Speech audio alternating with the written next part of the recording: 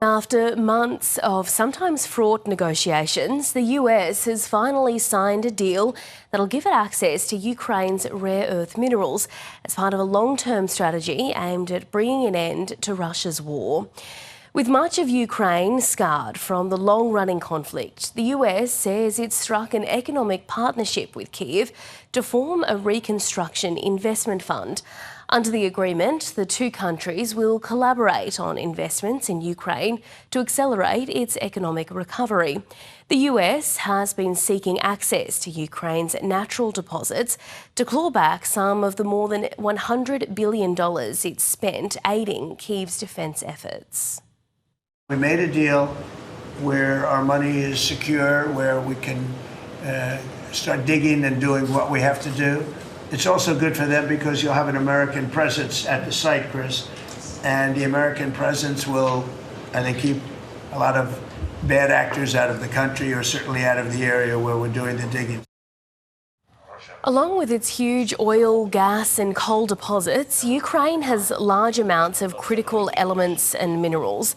The largest are titanium and zirconium, widely used in the aerospace, defence and technology industries, along with graphite, which is a key component for electric car batteries. About 20% of Ukraine's mineral resources and about half of its rare earth deposits are currently under Russian control in the east of the country, as indicated on this map in brown. Rare earth elements are not actually rare. They've held on to that name since the late 1700s. They're used in all manner of electronics, technologies, and high-performance alloys. They're often described as the vitamins or the spice of industry because they have, over the past several decades, they've enabled, through advances in material science, our technologies to get smaller and faster and stronger. You're gambling with World War III. You're gambling with World War III. And what you're doing is very disrespectful to the country, this country. Negotiations spectacularly fell apart in February when the Ukrainian president clashed with Donald Trump in the Oval Office. Volodymyr Zelenskyy was there to sign a deal but left empty-handed. The relationship appeared to turn around after recent deadly Russian strikes on Ukraine and a meeting between Mr. Zelenskyy and Mr. Trump at the funeral for Pope Francis in Rome.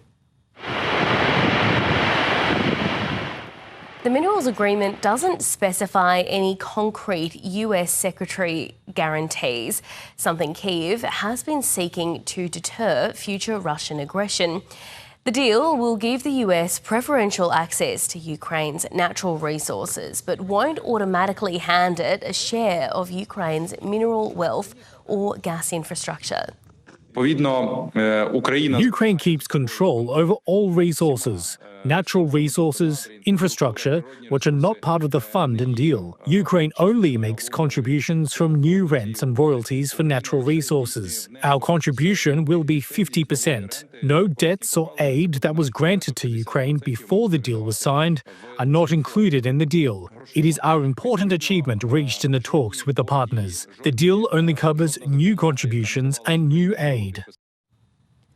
The deal will ensure vital US support for Kyiv as it faces frontline losses in the war, and it could prove a turning point in the conflict.